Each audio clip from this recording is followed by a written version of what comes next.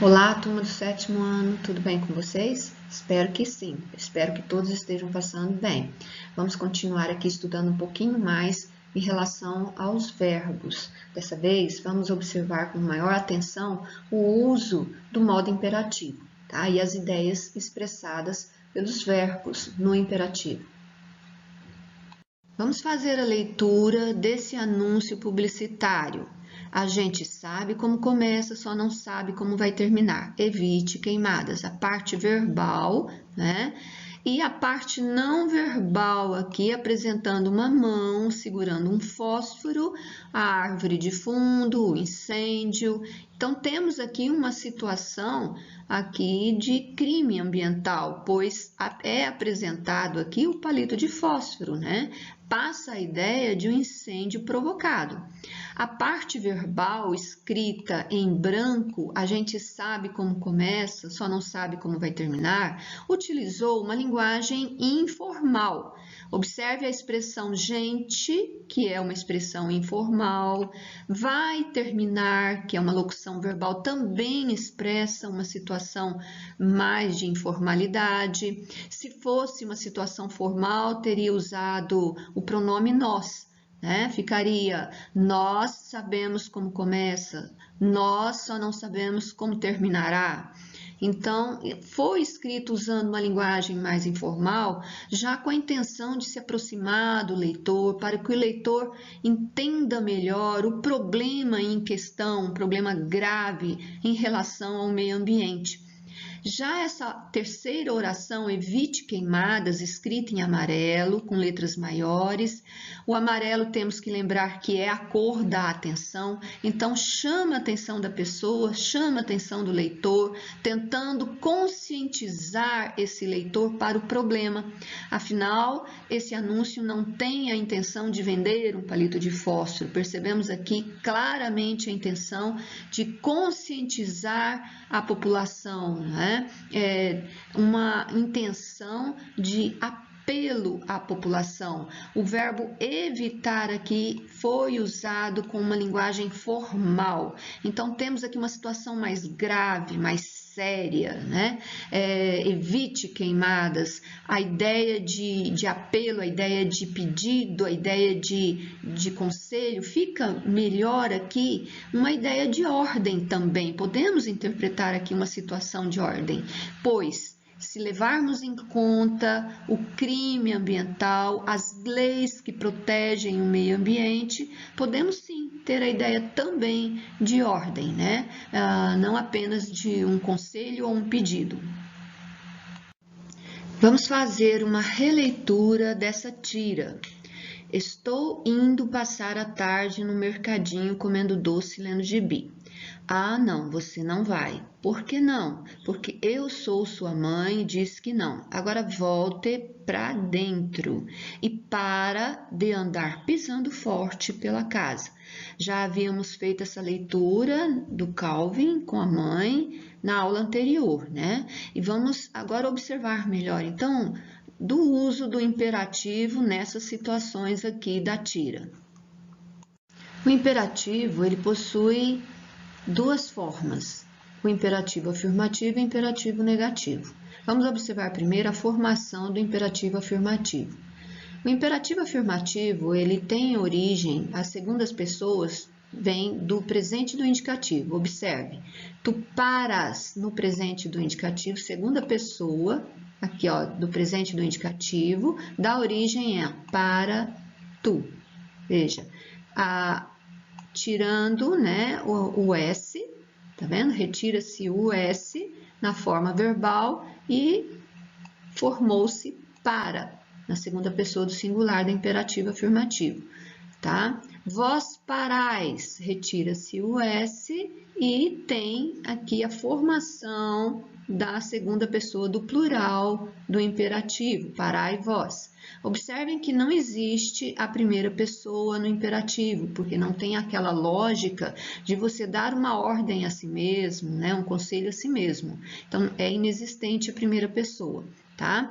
As demais pessoas têm origem no presente do subjuntivo, observe, tá? A terceira pessoa do singular, que ele pare, dá origem a pare você. A primeira pessoa do plural, que nós paremos, dá origem aqui à primeira pessoa do imperativo, paremos nós. A terceira pessoa do plural no subjuntivo dá origem à terceira pessoa do plural no imperativo. Agora vamos observar melhor o sentido desses verbos, né, o emprego do imperativo em cada contexto. Vamos observar aqui nesse último quadrinho a mãe conversando com o Calvin. Na verdade, ela está gritando, né?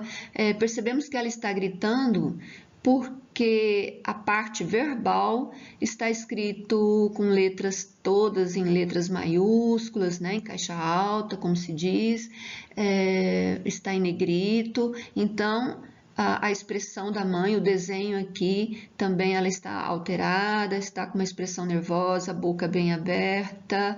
Isso nos revela que a mãe está gritando. Ao ler a parte verbal e para de andar pisando forte pela casa, é a ideia de ordem, né? Com todas essas características aqui do momento, percebemos que é uma ordem. O imperativo, ele também pode expressar um pedido, né? E às vezes percebemos algumas expressões que podem acompanhar aqui a frase imperativa, algumas expressões como por favor, por gentileza, tenha bondade, né? Essas expressões são comuns nessas frases imperativas. Mas aqui nessa situação aqui, com todas essas características, é visível a ordem, né? Outro detalhe que temos que observar é o verbo aqui, ele foi conjugado usando a linguagem informal, tá? Para de andar pisando. Veja bem, para. Esse para nos revela a informalidade da língua, porque sabemos que o verbo, a terceira pessoa, ela tem sua origem, ó, no presente aqui do subjuntivo, na forma aqui da terceira pessoa do subjuntivo. Então, que ele pare, né, dá origem à terceira pessoa do imperativo. Ó, pare você, tá vendo? Pare seria o correto. Então, a linguagem formal, olha, seria e pare de andar pisando forte pela casa. A linguagem informal é aceita pela situação, pelo contexto vivenciado aqui na história, porque é uma história em quadrinhos, são pessoas conversando em um contexto informal, né? Eles estão conversando em casa, a mãe está conversando com o filho, então é uma situação informal, é o modo como se fala, é o modo coloquial da língua, né? Da fala, mas percebe-se então aqui a situação da informalidade, que tem que ser observada também nas histórias em quadrinhos. Enquanto o imperativo afirmativo vem segundo as pessoas do presente do indicativo e as demais do presente subjuntivo, o imperativo negativo ele é formado com as pessoas todas do presente do subjuntivo, tá? Utilizamos aqui, ó, a origem todas do presente subjuntivo, menos a primeira, porque também ela não existe, né? Então, olha só, que tu vás, não vás tu, que ele vá, não vá você, que nós vamos no presente subjuntivo, não vamos nós no imperativo, que vós vades no subjuntivo, não vades vós no negativo, que eles vão no subjuntivo, não vão vocês. Então, o negativo do imperativo é formado utilizando as pessoas do presente do subjuntivo. Observe aqui nesse momento em que a mãe segura Calvin. Ah, não, você não vai. Por que não? Vamos observar aqui o verbo ir. Você não vai. A conjugação feita usando o verbo ir. Utilizou o indicativo, veja. Olha, eu não vou, tu não vais, ele não vai, tá vendo? É a terceira pessoa do indicativo. Também apresenta uma ideia de proibição aqui, né? Passa essa ideia de que a mãe está proibindo o filho, você não vai, não permito, não tem essa permissão de sair. mas utilizou o indicativo, tá bom? No imperativo aqui negativo seria não vá você, né? Não vá você. Então, foi utilizado o indicativo, mas também passa uma ideia aqui de proibição, né? Nós temos que perceber que o imperativo, ele, como o próprio nome diz, impera, né? O imperativo, ele é mais, dá mais ênfase, né, na questão da proibição. Então, temos sim que observar o sentido, né? A ideia que o imperativo passa, uma ideia de ordem, pedido, conselho, proibição, de acordo aí com o momento, de acordo com o contexto, de acordo com a intenção de quem fala, de acordo com o autor, da intenção do autor, de acordo com a entonação da voz. Temos que observar cada momento aí essas ideias, né? Observem essas frases: venha logo, não saia, fique em casa. Olha, percebe-se aqui que impera uma ideia, né? Então, por isso elas são imperativas, frases imperativas. Algumas frases nominais também podem passar ideias de imperativo, embora não esteja aqui o verbo, olha, silêncio, mas faz aí, representa o papel de um verbo, né? Não faça barulho. Fora, mesma coisa que dizer que saia. Então, tem também essas questões que nós temos que observar no sentido das frases imperativas. Vamos observar aqui, nesse momento, o verbo voltar. Agora, volte para dentro. A mãe de Calvin dando uma ordem. Não está gritando, percebemos que ela não está alterada, mas ela está numa posição firme, né? E com isso, percebemos a ordem. Tá? Agora, volte para dentro.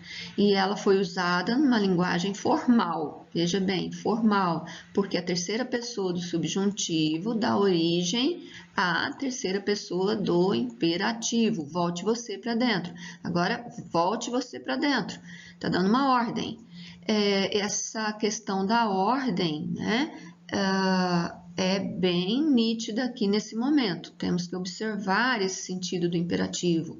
A linguagem informal, ela está clara aqui somente na preposição pra, tá?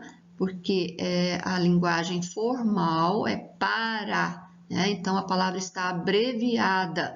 É aceitável, como a professora já havia dito, nas tiras, né? Nas histórias em quadrinhos, porque é uma situação de comunicação, uma situação coloquial. Eles estão conversando em casa, estão conversando numa situação informal.